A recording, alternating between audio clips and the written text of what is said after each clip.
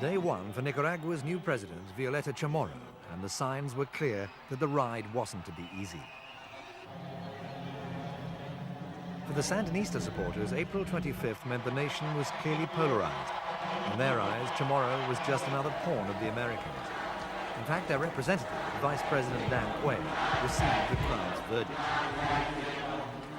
But whatever it's called, the US can't turn away from this country.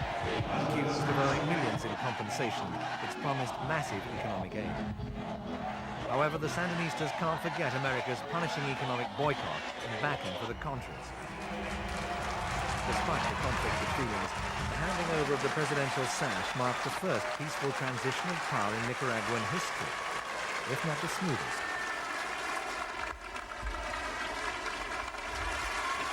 Implicit in the transfer of power was an accord by the two political forces that protected many Sandinista reforms and guaranteed their positions as state employees. The Contras would be disbanded. The army, mainly Sandinista, would be under the command of the president. Everyone would be served.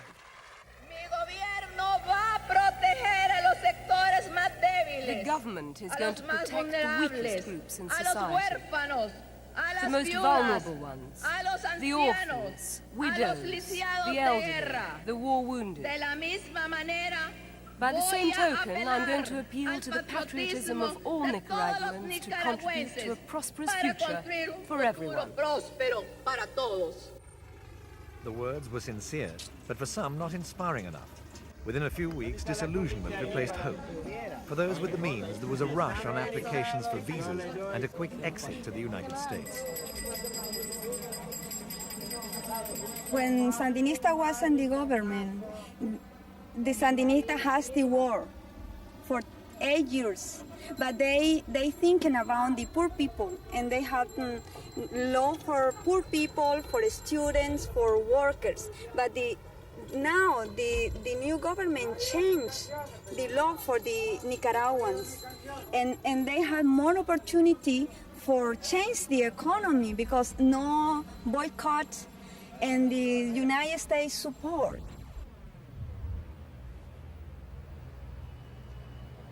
But the United States support has been slow in coming.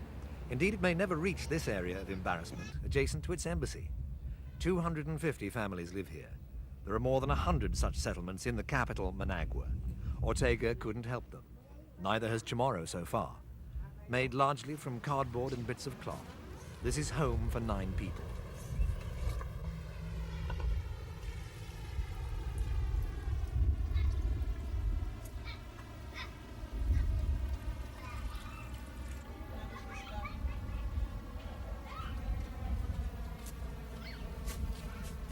This family's lucky.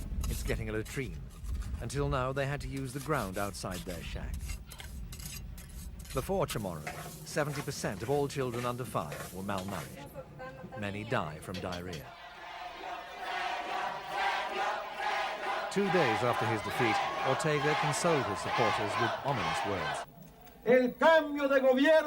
This change of government will not by any means mean the end of the revolution. He promised that the Sandinistas would govern from below. In May, public sector employees stopped work in protest against the new government's economic policies. Chained to state paymasters, their wages have been devastated by a series of devaluations. Hyperinflation fired their anger. But the protest grew with the announcement that the government intended to give back land confiscated during the Sandinista years and go ahead with privatization.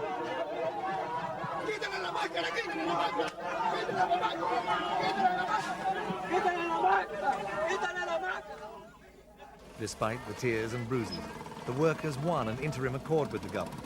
But while further negotiations were underway, those with money bought up as much as possible in case further trouble developed.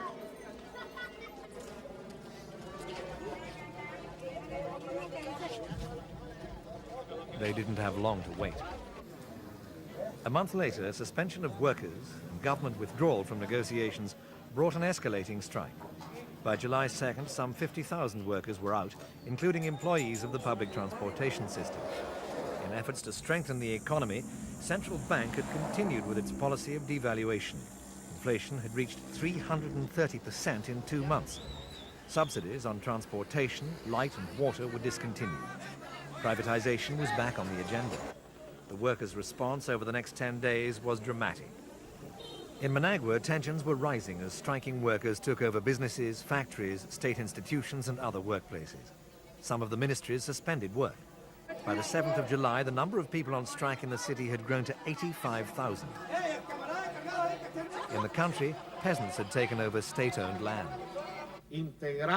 Strong government reaction came from the Labour Minister, Francisco Rosales, condemning the public service unions, mostly Sandinista-controlled, for causing the industrial unrest. He called on workers to return to work as normal. He declared the strike illegal and non-existent, and threatened that all those who in any way impeded the proper functioning of the institutions involved would be punished according to the law. Following this, throughout the weekend, state radio and television continuously ordered workers to be at work on Monday or they'd be sacked. On Sunday evening, the Sandinista television program broadcast the funeral of Marvin Alvarado, a 17-year-old Sandinista boy. He was shot by pro-government UNO supporters whilst attending a meeting in solidarity with the strike. It was the last straw. That night, Sandinista sympathizers responded to the threats and the bullets. They resolved that no one would be going to work the next morning. Throughout the city, barricades would be manned and all roadways blocked, whilst 100 agricultural enterprises were taken over in the west and 35,000 farm workers were striking in sympathy. The plan was to paralyze the Nicaraguan capital. The plan worked. All public transportation was halted. Vehicles were unable to enter the city. Even the airport was closed. With all the ministries closed and more than 100,000 now on strike, the police intervened, but only to keep UNO and Sandinista supporters apart. Pro-government strikebreakers had attacked the Sandinistas, criticizing the government for not insisting the police take a heavier hand with them.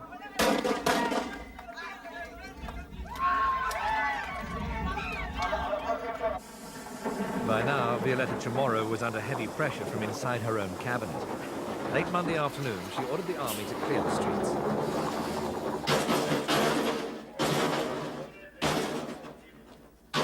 But when the people protested, the army showed by their restraint that they were as sympathetic as the police with the Sandinista cause.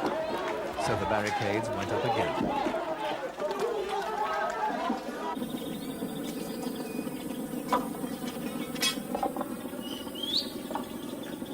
By now, the Vice President, Virgilio Godoy, Chamorro's staunchest conservative critic, was saying what the right-wingers wanted to hear.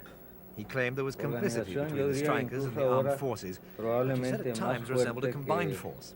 He said the strikers should know the full authority of the government and called for the formation of brigades of national salvation.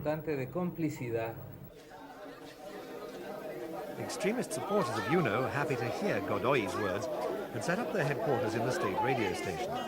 From here, vigilante groups initiated a campaign of reprisal and terror around the neighboring areas, challenging the barricaded Sandinistas. With hundreds now involved on both sides, it looked like history repeating itself. Some of the pro-government supporters were former Contra fighters.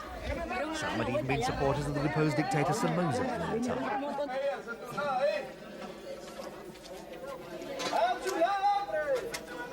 UNO supporters were now broadcasting their support for Vice President Godoy openly.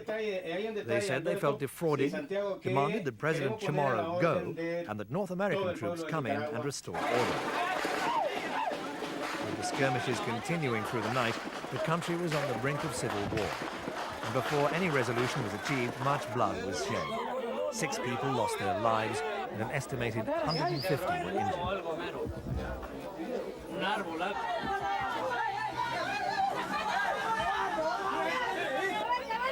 When peace and sanity were finally restored after 10 days, both the Union and the government claimed victory. An accord once again had been reached, but a fragile one if both political powers persist in their aims. Certainly this man intends to, even though Violette Chamorro is still officially president.